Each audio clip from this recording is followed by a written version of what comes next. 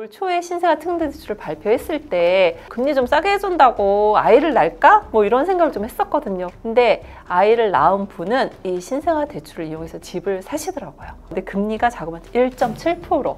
저 너무 깜짝 놀랐어요. 지금 그때 시중은행 금리가 가장 싸다고 해도 3.5%, 3.2% 정말 아주 저렴하다고 해도 2.9%까지 제가 봤거든요. 그리고 대출도 5억까지 가능한 게 신생아 대출이거든요. 그래서 여러분들도 이런 상품이 나오면 좀 내가 해당 자인지 아닌지 확인을 하시는 것이 좋을 것 같습니다. 네, 안녕하세요. 반갑습니다. 저는 레오대출연구소 대표이고요. 닉네임 레오라는 이름으로 활동하고 있는 대한민국 1등 대출 전문가입니다. 온탕과 냉탕이라는 표현이 딱 맞을 것 같아요. 8월에 올해 날씨도 엄청 더웠잖아요. 그런데 부동산 시장도 정말 뜨거웠거든요. 그러니까 올해가 원래 그 전세가 만기된 분들이 집을 매수하신 분들이 정말 많았어요. 그러니까 더 이상 전세를 연장하지 않고 내 집을 사고 싶다. 그랬던 이유 중에 하나가 과거에 비해서 집값이 약간 조정을 받았었고, 그리고 이제 조정이 끝나고 올라갈 수도 있다라는 기대감이 좀 많았거든요. 그러다 보니 많은 분들이 내 집 마련을 하게 됐고요. 그리고 대출 한도가 예전 전 정권에 비해서 대출 한도가 많이 늘어났잖아요. 예전에는 서울 전 지역이 40%밖에 안 됐던 때가 있었지만 지금은 거의 다 비규제로 풀려서 대출 한도도 많이 나오고 하다 보니까 많은 분들이 대출을 받아서 내 집 마련을 많이 하셨어요. 그때와 달리 지금은 이제 어느 정도 대출이 규제가 좀 됐죠. 지금 현재 정부에서는 정부에서 딱 규제를 한다기보다는 은행에 대출이 너무 많다, 가계대출을 좀 줄여달라라는 메시지를 전달을 했고요. 은행에서는 그에 맞춰서 대출을 줄이고 있는 상황이다 보니 대출 받기가 좀 어려워졌어요. 근데 내 집 마련하시는 분들이 전부 자기 돈으로 집을 사는 분들은 없거든요. 그러다 보니 대출을 낄 수밖에 없는데 그 대출이 어렵다라고 하니 거래가 사실 좀 끊긴 그런 상태고요. 지금 거래하시는 분들은 내년으로, 내년 25년으로 잔금을 미루시거나 아니면 뭐 올해 급하게 11월, 12월에 하시는 분들은 금매 나온 거 있거든요. 그래서 그런 건 어쩔 수 없이 잔금을 당겨서 하고 있는 상황이라서 7, 8월에 비하면 많이 줄어든 상태입니다. 그동안 계속 반복이 됐던 게 뭐냐면 연말엔 대출이 어렵고 다시 연초에 대출이 풀리고 그런 상황이었어요. 그런데 내년은 살짝 좀 두고 봐야 되겠다라는 생각이 좀 들고 있는 게 정부에서는 대출 총량제를 계속 강화를 할 생각이고요. 가계부채가 늘어나는 것을 그냥 가만히 주시하지 않겠다라는 메시지를 이미 전달했기 때문에 내년 1월이 됐다고 해서 모든 대출이 다시 풀린다 이렇게 단언하기는 좀 어렵고요. 내년 1월, 2월에 알아보는 것보다는 한 3, 4, 5 그때부터 확인을 해보시는 게 제일 좋고요. 대환하시는 분들은 좀 따뜻할 때 하시는 게 가장 좋을 것 같습니다. 굉장히 어려운 질문이죠. 왜냐하면 그분이 이제 잔금 시점이 언제냐 그걸 따져봐야 되는데 만약에 올해다, 11월, 12월이다 이렇다라고 하면 지금 은행별로 규제가 굉장히 많습니다. 일단 첫 번째 규제가 뭐냐면 MCI를 못 쓰게 돼 있어요. MCI가 뭐 굉장히 어려운 말이긴 한데 일단 쉽게 표현을 해드리면 대출 한도가 서울이면 MCI를 못 쓰면 내가 생각했던 대출 한도가 5,500이 줄어듭니다. 그러면 자금 계획이 틀어지는 분들이 굉장히 많으시거든요. 그래서 현재 나는 최대한으로 대출을 받고 싶다 하시는 분들은 이 MCI를 쓸 수 있는 은행이 제일은행밖에 없어요. 그래서 제일은행이라든지 아니면 이금융권의 뭐 지역농협이라든지 쪽에서 확인을 하시는 게 가장 좋고요. 그리고 내가 DSR이 부족하다. DSR이 만기가 줄어들수록 굉장히 불리하거든요. 그래서 DSR이 지금 30년으로 대부분의 은행이 다 줄였어요. 근데 40년인 은행이 남아 있습니다. 그래서 내가 DSR이 부족하면 만기가 긴 은행을 찾으셔야 되는데 뭐 하나은행이라든지 제일은행 뭐 이렇게 조금 만기가 긴 은행을 찾아서 DSR을 늘리는 방법이 있고요. 그리고 보험사 같은 경우는 DSR이 50이기 때문에 훨씬 더 유리한데 보험사도 지금 현재 정부의 규제로 인해서 조금씩 제한을 많이 두고 있습니다. 그래서 내가 대출 한도를 쓸 수 있는지를 사전에 확인을 하는 것이 가장 좋을 것 같고요. 그리고 전세대출 같은 경우는요. 근저당 말소 조건이라든지 몇 가지 제한 상황이 있는 것을 거절하는 은행이 좀 많습니다. 예를 들면 집주인이 대출이 있어요. 근데 그 대출을 상환하는 것을 이 세입자의 전세 보증금으로 상환을 하게 되면 그런 전세 대출은 해주지 않겠다. 뭐 이런 은행도 있고, 아니면 매수와 매도 동시에 진행하는 그런 집, 그러니까 갭 투자를 하는 그런 물건에는 대출을 해주지 않겠다 하는 은행들이 있거든요. 그래서 만약에 그런 집에 입주를 하게 돼서 내가 전세 대출이 필요하다 하시는 분들 같은 경우는 지금 가능한 은행이 역시 하나은행하고 제일은행 남아 있으니까 그 해당 은행을 찾아가서 하면 될 것 같고요. 그래서 여러 가지로 좀 뭐 번거로우시겠지만 당황하지 마시고요. 대출이 완전히 안 되지는 않거든요. 그래서 내가 지금 약간 뭐 제한 상황이 걸린 집에 전세 대출을 받아야 된다거나, 아니면 대출 만기가 조금 긴 은행을 찾아야 된다거나 하는 어떤 목표치가 있다라고 하면 그 목표에 맞는 은행을 좀 발품을 찾아서 확인을 하는 것이 좋을 것 같습니다.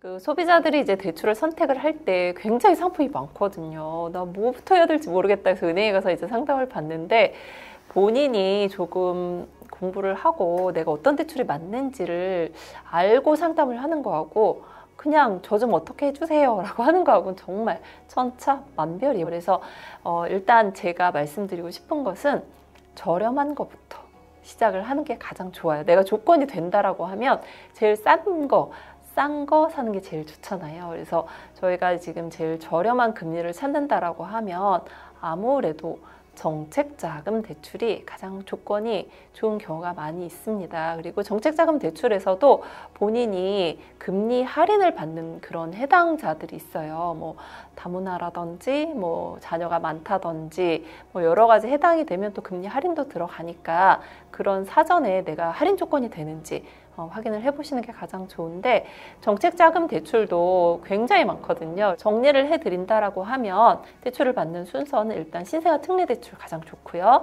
디딤돌 대출, 보금자리론 대출, 1금융권 은행 대출 보시고요. 그리고 보험사, 그다음에 2금융권 이런 식으로 점차 알아보신다라고 하면 여러분들이 가장 좋은 조건을 찾을 수 있을 것으로 보입니다.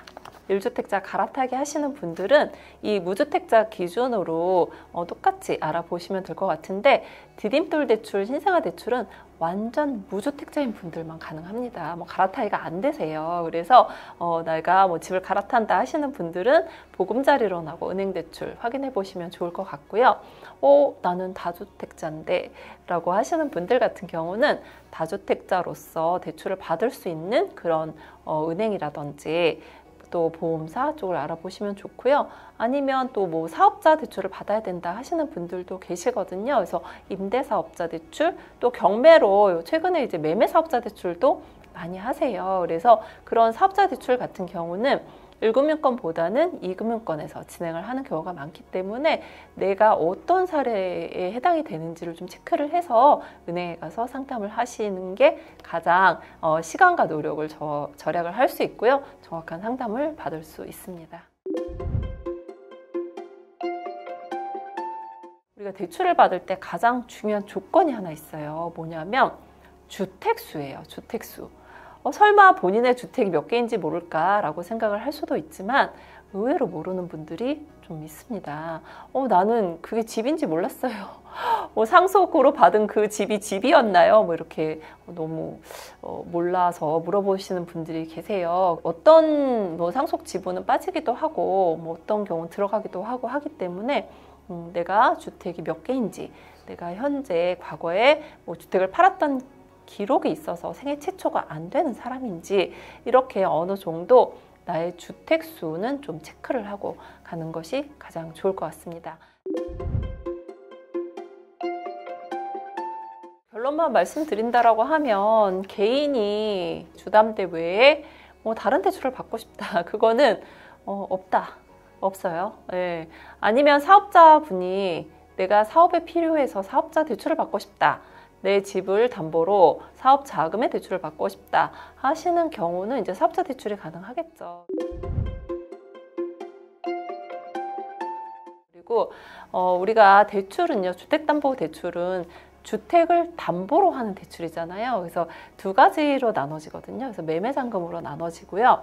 그리고 매매잔금은 내가 계약을 하고 잔금일로부터 3개월까지가 매매잔금에 해당이 됩니다. 그래서 매매잔금이 있고요. 그다음에 내가 잔금을 치르고 나서 3개월이 지났다. 그럼 그때부터는 저희가 생활안정자금으로 들어갑니다. 생활안정자금이라고 하면 많은 분들이 내가 생활이 너무 어려우니까 도움을 받는 자금인가 보다 라고 생각을 하는데 절대 아니고요. 주택담보대출입니다. 그래서 똑같이 매매잔금처럼 DSR 맞추셔야 되고요. 주택수 다 확인하셔야 되거든요. 그래서 내가 돈이 너무 필요하다 하시는 분들은 집을 담보로 해서 대출을 받을 수 있고요. 또 사업하시는 분들 같은 경우도 집을 담보로 해서 사업자 대출을 받을 수 있습니다. 근데 개인의 개인 대출, 생활안정자금의 LTV라고 하죠. 대출 한도와 사업을 하시는 분들의 사업자 대출의 LTV는 다르거든요. 그래서 정말로 사업에 정말 쓰셔야 되고요. 사업자 그 매출 증빙 다 하셔야 되고요. 그렇게 해서 정말 사업에 쓸 돈이다 하시면 한도가 더 많이 부여되는 경우도 있으니까 내가 자금 목적이 무엇인지에 따라서 대출을 신청을 하면 될 것 같습니다. 그래서 대출은요, 사실 크게 두 가지로 나눠져요. 담보 대출이냐, 무담보 대출이냐, 이렇게 두 가지로 나눠진다라고 생각을 하시면 되는데, 저희가 전세 대출 있잖아요. 전세 대출은 담보 대출인가요? 무담보인가요? 라고 물어보시는데, 전세 대출은 담보 대출입니다. 전세 보증금을 담보로 보증서가 발급이 되면 보증서를 담보로 해서 하는 담보 대출이고요. 여기서 담보가 없는 대출은 신용대출입니다. 신용대출 같은 경우는 담보가 없잖아요. 본인의 신용으로 본인의 급여를 보고서 대출을 해주는 게 신용대출이기 때문에 현재 돈이 필요하다 하시는 분들은 내가 어떤 목적으로 쓸 건지 그거에 따라서 상담을 받는 게 가장 좋고요. 그리고 내가 담보가 없다 그러면 신용대출을 받으시면 되는데, 신용대출은요, 근로자분들이 받으시는 거예요. 그래서 본인이 앞으로 이제 계속 회사를 다니면서 받는 급여의 1에서 1.5배 정도를 신용으로 당겨서 사용을 할 수 있는 게 신용대출이기 때문에 내가 담보가 없는 분들 같은 경우는 신용대출 이용하시면 좋을 것 같습니다. 그러니까 신용대출은요, 이제 두 가지 형식으로 지급이 되는데, 일시불로 내 통장에 돈이 들어오는 거를 신용대출이라고 대부분 말씀을 드리고요. 그리고 직장인들이 가장 많이 이용을 하시는 게 마이너스 통장, 마통이라고 하죠. 그래서 통장에는 아무것도 없는데 뭐 설정이 1,000만 원, 2,000만 원 설정이 되어 있고, 돈을 인출을 했다가 또 돈이 내가 생기면 다시 상환을 해서 넣었다 뺐다 할 수 있는 게 굉장히 편안하잖아요. 그래서 그런 통장을 마이너스 통장이라고 하는데, 역시 신용대출의 일종입니다. 그래서 저희가 이 마이너스 통장에 이제 잔고가 0이면 보통 마이너스로 표시가 되는데, 잔고가 0이면 본인이 대출이 없다라고 생각을 하시는 분들이 계세요. 근데 이제 내가 신용대출을 받을 때도 마찬가지지만 담보대출을 받을 때 모두 다 DSR 적용 대상이거든요. 그래서 DSR을 계산을 할 때 본인이 신용대출이 있으면 본인 주택담보대출 DSR에 영향을 미치게 되어 있습니다. 근데 본인이 마이너스 통장 하나도 안 썼으니까 저 신용대출 없는데요? 이렇게 말씀하시는 분들이 굉장히 많으세요. 근데 그런 경우도 설정이 되어 있으면 본인의 부채로 잡힌다는 것은 알고 가시면 좋을 것 같습니다. DSR은 본인 이제 개인 대출에 적용이 되는 거고요. DSR을 적용하지 않는 대출도 있습니다. 그게 뭐냐면 사업자 대출은 DSR을 보지 않고요. DSR을 안 보는 대출이 또 있어요. 뭐냐면 전세 대출, 그리고 우리 정책자금 대출, DSR 안 보고 DTI만 보거든요. 그래서 중도금 대출, 이주비 대출, DSR을 보지 않습니다. 우리가 청약에서 당첨이 되면 중도금 받잖아요, 대출. 그것도 역시 DSR 보지 않아요. 그래서 본인이 나는 DSR을 적용받지 않는 대출이잖아요. 그러면 이렇게 또 착각을 하세요. 내가 지금 중도금 대출이 있으면 중도금 대출을 받을 때는 DSR 안 봅니다. 하지만 내가 중도금 대출을 가지고 두 번째 집을 사서 입주권이나 분양권이 있지만 내가 이제 진짜 거주할 집이 필요해서 집을 사서 담보대출을 받을 때는 본인이 갖고 있는 모든 대출을 다 끌어와서 그거를 계산을 해준 게 DSR이거든요. 그래서 DSR을 정리를 한다라고 하면 개인 대출은 다 서로서로 영향을 미칩니다. 그래서 내가 중도금 대출, 이주비 대출, 그리고 전세 대출 받을 때는 DSR 안 보지만 기타 대출, 다른 대출을 받을 때는 영향을 미칠 수 있고요. 그리고 사업자 대출은 받을 때나 받고 나서나 나의 개인 대출에 전혀 영향을 미치지 않습니다. 그래서 사업자 대출은 DSR 배제를 받을 수 있는데요. 그럼 사업자 대출은 어떤 건데요? 라고 물어볼 수 있어요. 왜냐하면 본인 이름으로 대출이 나갔으니까 이게 사업자 대출인지 개인 대출인지 잘 모르는 분 계시거든요.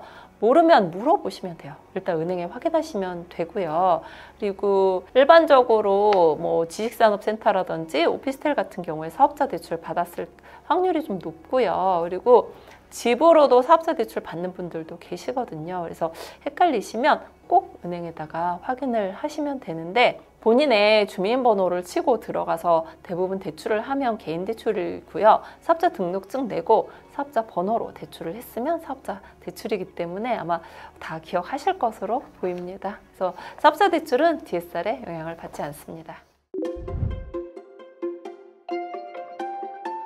가장 기억에 남는 사례 몇 가지만 좀 말씀을 드린다라고 하면 일단 신생아 특례 대출이에요. 저는 올 초에 신생아 특례 대출을 발표했을 때 금리 좀 싸게 해준다고 아이를 낳을까? 뭐 이런 생각을 좀 했었거든요. 근데 아이가 늘어났다는 기사 최근에 많이 봤어요. 뭐 신생아 특례 대출의 영향일 수도 있고 아닐 수도 있지만 근데 아이를 낳은 분은 이 신생아 대출을 이용해서 집을 사시더라고요.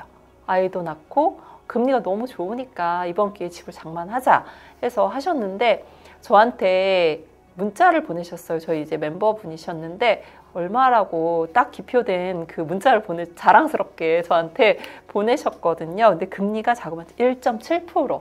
저 너무 깜짝 놀랐어요. 지금 그때 시중은행 금리가 가장 싸다고 해도 3.5%, 3.2% 정말 아주 저렴하다고 해도 2.9%까지 제가 봤거든요. 근데 이분이 1.7%의 금리를 딱 찍어서 보내시는데 정말 축하드린다라고 말씀드렸고요. 그리고 대출도 5억까지 가능한 게 신생아 대출이거든요. 그래서 이렇게 정책적으로 정부에서 대출을 해주는 그런 상품은 해당이 되시는 분들은 적극적으로 활용을 하는 게 좋지 않을까라는 생각이 들어서 저한 이분한테 아이도 생기고 집도 생기고 금리도 너무 저렴하고 정말 여러 가지로 축하드린다라고 말씀을 드리면서 굉장히 뿌듯했습니다. 그래서 여러분들도 이런 상품이 나오면 좀 내가 해당자인지 아닌지 확인을 하시는 것이 좋을 것 같습니다. 두 번째 사례는요, 생애 최초 대출이에요. 생애 최초라고 하시면 많은 분들이 뭔가 혜택이 되게 많을 거다라고 생각을 하는데 어떻게 보면 혜택이 많고요. 어떻게 보면 아무 혜택도 없는 게 생애 최초 대출입니다. 일단 금리 면에서 볼게요. 은행에서 생애 최초로 대출을 하게 되면 금리에 혜택이 없어요. 똑같습니다. 그냥 일반 우리 매매잔금 대출하고 똑같기 때문에 저 생초인데요 라고 말씀을 하셔도 금리 면에서는 혜택이 없어요. 단 한도 면에서는 굉장히 혜택이 좋습니다. 뭐냐면 생애 최초는요 80%까지도 대출을 해주잖아요. 물론 대출 한도가 6억으로 제한이 되어 있습니다. 이런 경우에 내가 지금 당장 입주를 하지 못하고 전세를 낀 집을 산다. 이럴 때도 대출이 나올 수 있어요. 계산법상. 그래서 혹시라도 내가 생애 최초인데 전세 세입자를 끼고 또 규제 지역이다. 심지어 규제 지역은 50%밖에 대출이 안 되는데 이 생애 최초는 80%까지도 대출이 가능하거든요. 그래서 좀 공부를 하셔야겠지만 이렇게 해서 생애 최초를 이용을 해서 대출 한도를 늘려서 최근에 규제 지역에 내 집을 처음으로 마련하신 분들이 많으신데요. 물론 규제 지역은 집값이 비싸다 보니까 전세를 끼고도 뒤로 대출을 받았을 때 부담이 될 수는 있어요. 그래서 이런 대출은 어떤 분이 많이 이용을 하셨냐면 소득이 높은데 예를 들면 대기업인데 내가 정말 돈이 없다. 뭐 양쪽 부모님 오히려 도와주면서 살아야 되는데 공부를 열심히 해서 두 부부가 대기업에 취업을 해서 소득은 높은 분들, 그런 분들이 활용을 좀 많이 했던 은행의 생애 최초 대출 상품이세요. 그래서 이 생애채초는요, 상품별로 또 많이 다릅니다. 정말 헷갈리실 거예요. 저 같아도 헷갈릴 것 같아요. 그래서 디딤돌 대출의 생애채초가 조금 다르고요. 또 보금자리론의 생애채초의 대출 한도라든지 조건이 좀 다릅니다. 그리고 또 은행 상품.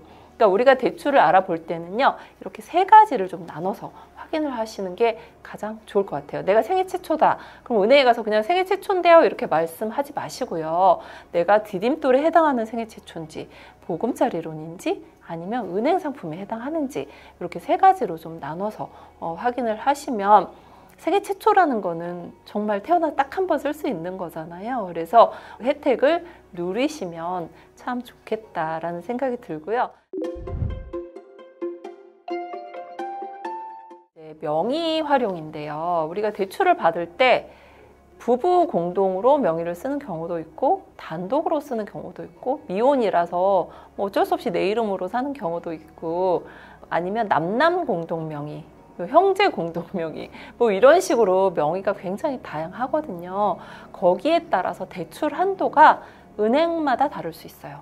예를 들면 부부 공동 명의는 가장 많이 하는 거잖아요. 그래서 대부분의 은행이 부부는 거의 한 몸이라고 봐요. 그래서 한 사람이 지분을 가지고 대출하는 것처럼 똑같이 인정을 해주거든요. 근데 만약에 형제 공동 명의다, 아니면 부모 자식 간의 공동 명의다, 이러면 그런 경우는 부부 공동 명의가 아니기 때문에 은행에 따라서 제한을 두는 경우도 있습니다. 그래서 그렇지만 또 제한을 두지 않는 은행도 있어요. 남남이어도 그냥 일반 부부 공동 명의처럼 해주는 은행도 있거든요. 그래서 여러분들이 명의를 선택을 할 때 내가 대출이 가장 유리한 은행이 어딘가 이런 거를 미리 안다면 그 해당 은행에 가서 상담을 받으면 제일 좋겠죠.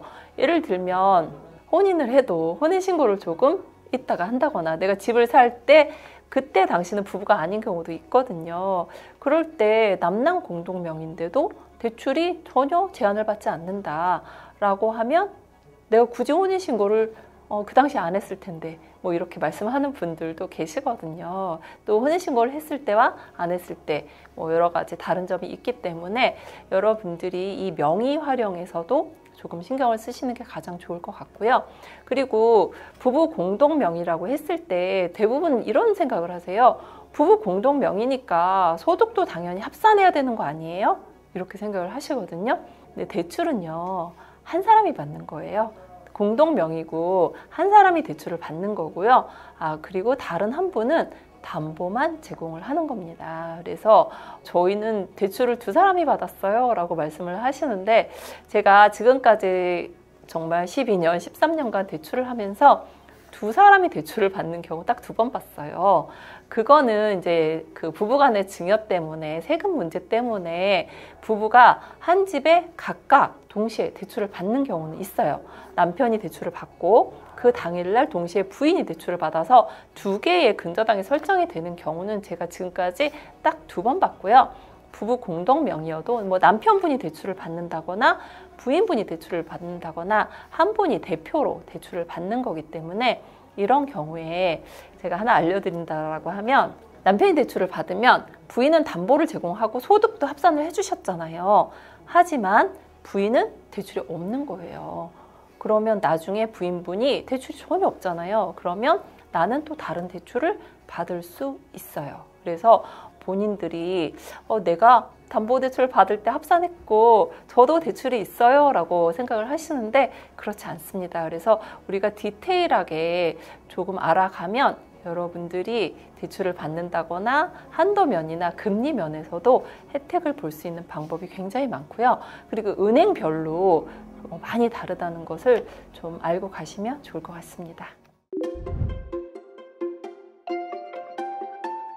그리고 전세대출 같은 경우에 주택수, 우리가 대출을 받을 때 주택수가 굉장히 중요한데 전세대출은요 부분만 봅니다. 담보대출은 주택수를 계산할 때 등본상에 있는 직계존비속을 보거든요. 그러니까 만약에 부모가 있고 아이가 있다, 아이가 집이 있다, 그런 경우에는 다 주택수에 등본상 포함이 되기 때문에 저희가 분리를 해라 이런 얘기를 할 때가 있어요. 그런데 전세대출은요 부부의 주택수만 보기 때문에 아이가 대출을 받을 때 부모가 집이 있어도 무관합니다. 굉장히 어렵죠. 그렇기 때문에 우리가 주택수는요 대출을 할 때 기본이기 때문에 여러분들이 본인의 주택수가 어떻게 해당이 되는지 정도는 조금 공부를 하면 좋을 것 같습니다.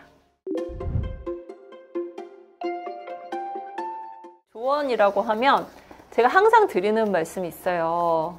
그 대출 얼마 나오나요? 라고 물어보면 그냥 많이 나와요 라고 밖에 말 못해요. 그러니까는 디테일하게 듣고 싶으면 디테일한 정보를 주셔라. 인풋이 정확해야 아웃풋이 정확하잖아요. 그래서 여러분들이 대출을 많이 받고 싶으시면 여러분들의 소득이 정확히 얼마인지, 부채가 정확히 얼마인지, 내가 사고 싶은 집에 적어도 KB 시세가 얼마인지 정도는 파악을 하시는 게 가장 좋을 것 같아요. 제가 집 시세가 얼마예요? 그러면 네이버 시세가요 이렇게 말씀하시는 분 계시거든요.